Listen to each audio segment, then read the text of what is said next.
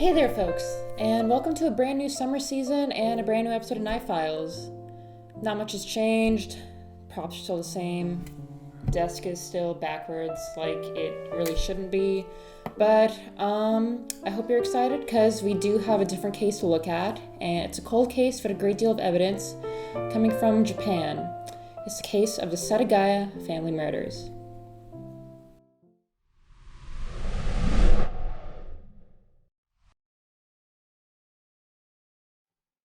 Miyazawas were a very typical Japanese family.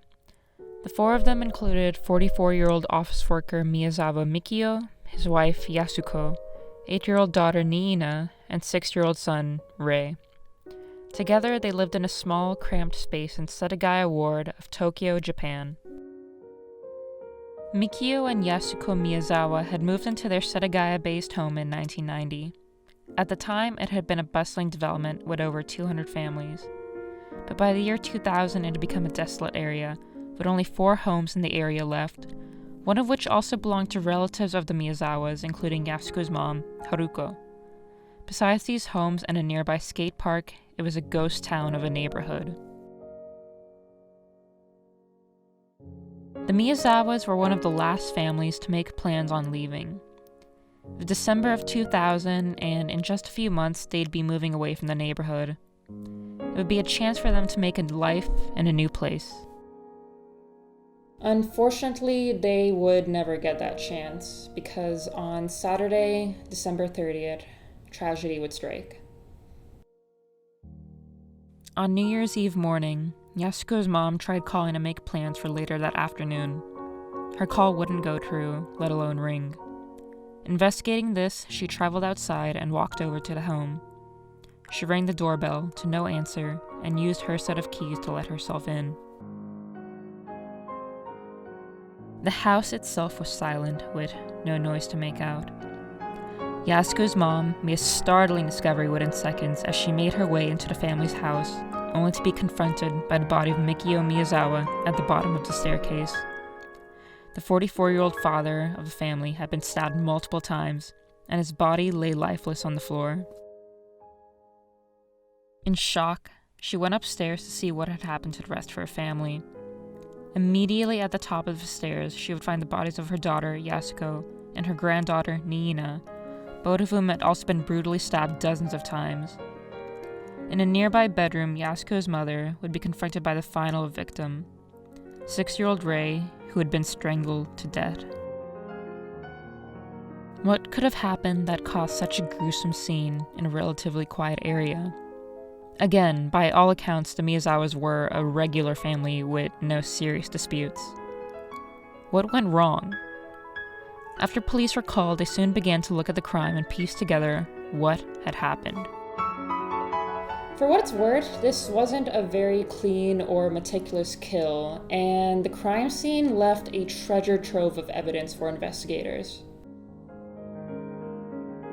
For starters, police were quickly able to find the very murder weapons used by the killer. A sashimi knife that had been presumably broken in the middle of the attack, as well as a knife from the home kitchen.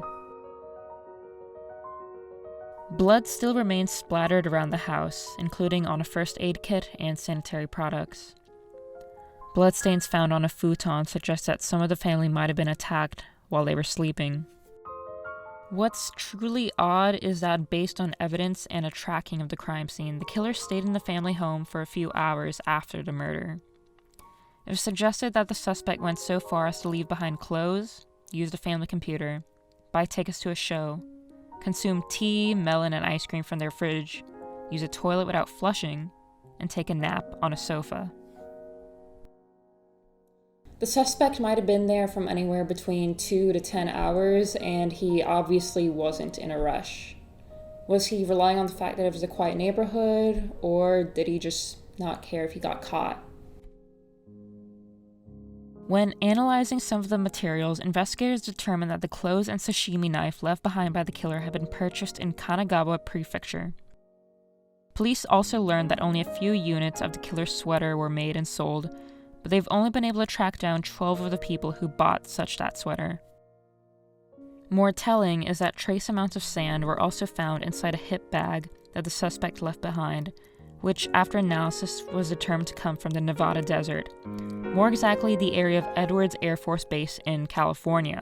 On further DNA analysis, it's determined that the killer was a man of possible mixed race origin, with an East Asian dad and a European mom. The fingerprints left behind were never matched with any Tokyo police database, and it's possible the killer was not even a Japanese citizen. One theory the police came up with was that this was a standard, if not a typically gruesome, home robbery. The killer had stolen around 150,000 yen, or $1,500 in American currency. While such petty cases do happen, this is a very low amount to murder an entire family for, and for someone who would rob a family, why not rob more and then leave immediately? Another popular idea is that the killer had some sort of dispute or grudge with the family. This was an extremely violent murder with no sort of obvious reward. Yasuko and Nina were also stabbed rather aggressively. A popular opinion on the internet is that Mikio may have had conflicts with youth from the local skate park, but nothing solid has turned up in favor of this theory. The genetic makeup and American sand from the hip bag brings some to wonder if the murderer was a military individual stationed in Tokyo, or even someone who often traveled for business. If so, it would lead to some credence as to why it's been so difficult to find the suspect after a mountain of DNA evidence. To this day, the investigation into the Setagaya family murder is one of the largest cases in Japanese history, with over 200,000 investigators and 12,000 pieces of evidence on the case. Tokyo police still remain assigned to the case, but despite their best efforts, the case remains unsolved as of 2021. With a case with this much evidence and tracking, it's unusual to say the least. Still, decades-old cold cases have been solved before, and some hold out hope that one piece of evidence can be the final key.